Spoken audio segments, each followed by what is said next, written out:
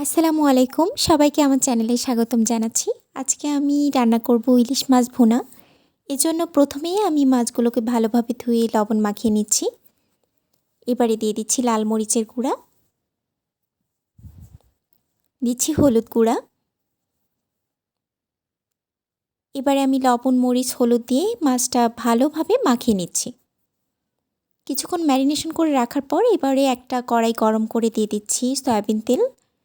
এবারে দিলাম কুচো করে কেটে রাখা পেঁয়াজ এবং মরিচ। দিয়ে দিচ্ছি রসুন বাটা, দিয়ে দিচ্ছি সামান্য পেঁয়াজ বাটা।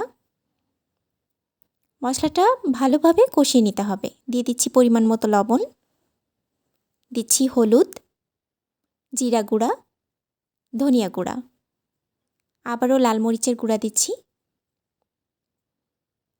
মশলাটা খুব ভালোভাবে কষিয়ে নিতে হবে যতক্ষণ না পর্যন্ত তেলটা উপরে উঠে আসে। এভাবে নাড়তে থাকতে হবে, না হলে মশলাটা লেগে যেতে পারে। এবারে আমি ম্যারিনেট করে রাখা মাছটা দিয়ে দিচ্ছি।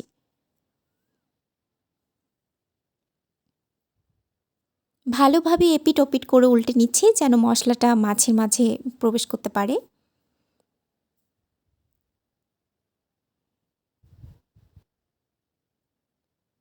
এভাবে কিছুক্ষণ রান্না করে নিতে হবে মশলার মাঝে। এ পর্যায়ে মাছটা ভালোভাবে কষানোর পরে আমি পরিমাণ মতো পানি দিয়ে দিচ্ছি।